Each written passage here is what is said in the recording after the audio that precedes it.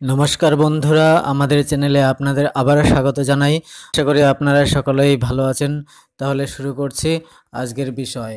সর্বভারতীয় স্তরের সঙ্গে সামঞ্জস্যপূর্ণ বেতনক্রমের দাবিতে শিক্ষক শিক্ষিকাদের মামলায় সামনে এলো কলকাতা হাইকোর্টের রায়। কলকাতা হাইকোর্টের 12 নম্বর কোর্টের বিচারপতি ববি শরীফের এজলাসে পশ্চিমবঙ্গের সরকার পোষিত মাধ্যমিক বিদ্যালয়ের শতাধিক গ্র্যাজুয়েট শিক্ষক শিক্ষিকাদের টিজিটি বেতনক্রমের দাবিতে করা মামলার শুনানির শেষে রায় ঘোষণা হয়। রায়ে রাজ্যের বর্তমান ষষ্ঠ পে কমিশন, শিক্ষা দপ্তর এবং অর্থ দপ্তরকে নির্দেশ দেওয়া হয়েছে যেন তারা যৌথভাবে বিষয়টি যথাযথ খতিয়ে দেখে এই ব্যাপারে সিদ্ধান্ত গ্রহণ করেন। মামলাকারী গ্র্যাজুয়েট শিক্ষকদের পক্ষে শিক্ষক ধ্রুবপদ ঘোষাল এবং সৌরেন ভট্টাচার্য বলেন, পশ্চিমবঙ্গে সরকার পোষিত সাহায্যপ্রাপ্ত বিদ্যালয়গুলিতে নিযুক্ত স্নাতক শিক্ষক শিক্ষিকাগণ বিগত 2 দশকেরও অধিক সময় যাবৎ সর্বভারতীয় স্তরে প্রচলিত স্নাতক শিক্ষক বেতনক্রম থেকে বঞ্চিত। পশ্চিমবঙ্গে পঞ্চম বেতন কমিশনের সুপারিশক্রমে রাজ্য অর্থ দপ্তর প্রণীত রোপা রুলস 2009 এ স্নাতক শিক্ষকদের বেতনক্রম ধার্য করা হয়। 7,100 থেকে 37,600 টাকা, গ্রেড পে 4,100 টাকা এবং পে ফিক্সেশন করে প্রারম্ভিক মূল বেতন হয় 12,750 টাকা।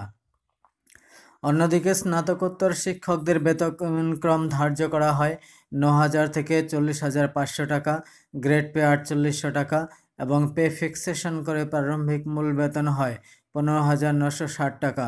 ফলে উভয়ের প্রারম্ভিক মূল বেতনের পার্থক্য দাঁড়ায় 3,210 টাকা।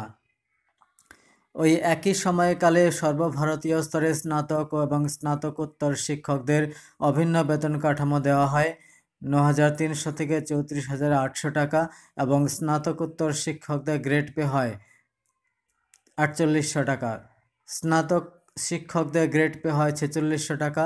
উভয়ের প্রারম্ভিক মূল বেতনের পার্থক্য দাঁড়ায় 18,150 থেকে 17,140 টাকা সমান 1,010 টাকা, যা পশ্চিমবঙ্গের ক্ষেত্রে 3,110 টাকা।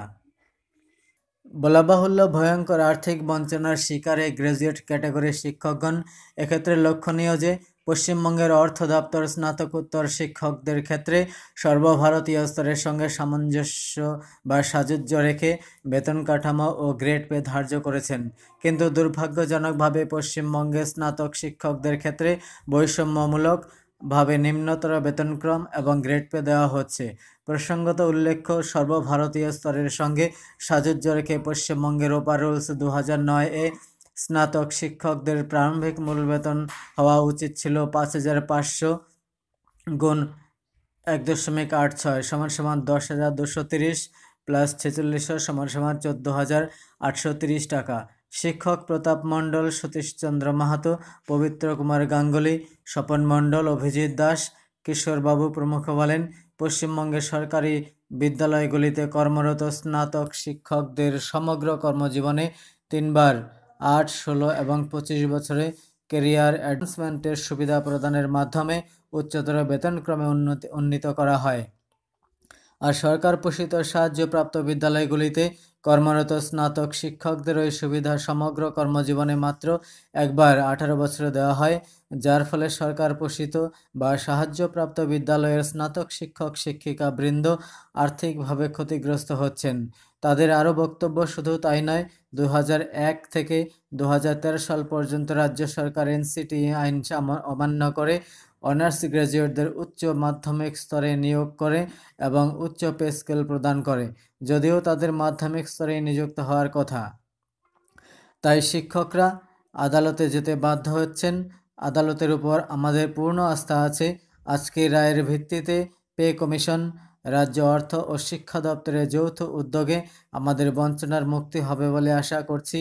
আর এই বঞ্চনার অবসানে দপ্তরগুলোর সঠিক সিদ্ধান্ত না নিলে প্রয়োজনে উচ্চতর আদালতে যাওয়া হবে বলে জানানো হয়েছে।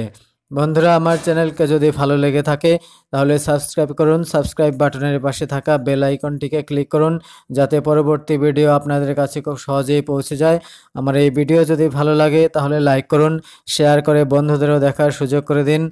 আপনারা সকলে ভালো থাকুন এবং ভিডিও দেখার জন্য আপনাদের সকলকে অসংখ্য ধন্যবাদ জানাই।